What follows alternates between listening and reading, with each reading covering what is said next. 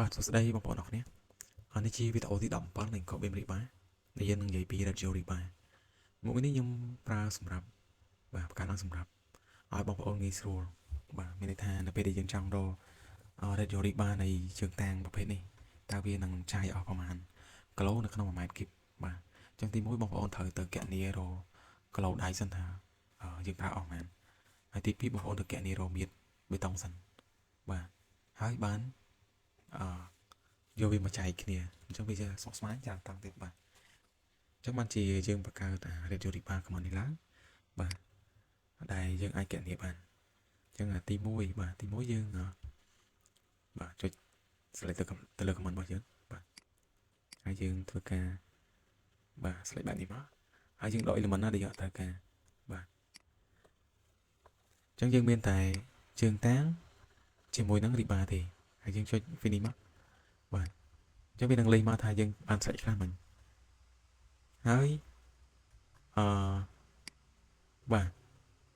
វានឹងកណនីឲ្យថាដៃជើងតាំងហ្នឹងយើងនឹងចាយអស់156.95 គីឡូក្រាមក្នុងម៉ែត្រគីបបាទអញ្ចឹងច្រើនមែនតើបាទអូខេអញ្ចឹងនៅពេលបងប្អូនអាចបានតំណែងនេះហើយយើងយកទៅបាទកណនីBOQ របស់យើងបានងាយស្រួល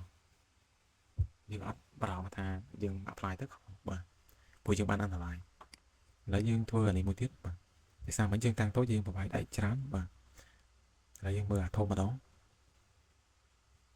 នេះយើងអាច select បាទ select មួយក៏បានឬក៏ select បែបនេះលឿនបងប្អូនបាទ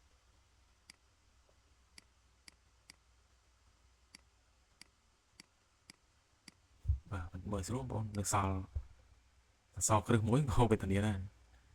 បាទនេះជាអស់ហើយយើងដកតែ column ខាងលើមួយទៀតទៅ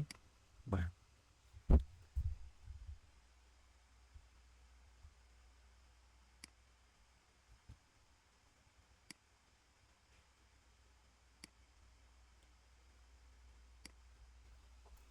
បាទយើង select តែប៉ុណ្ណោះយើងចុច finish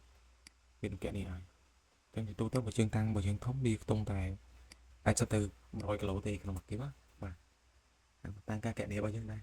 ហើយយើងបានអនឡាញទៅវាងាយស្រួលបាទយើងកក់កណ្ដៅយើងកុំយកទិន្នន័យយើងទៅ apply តាមបទពិសោធន៍អីវាគ្រោះថ្នាក់ជួនកាលអាចចំណេញលើសដេញកម្រិតបានហើយអាចចំណេញខ្វះវាកុំខាតទេនឹងវាវេទនាទៅយើងទេ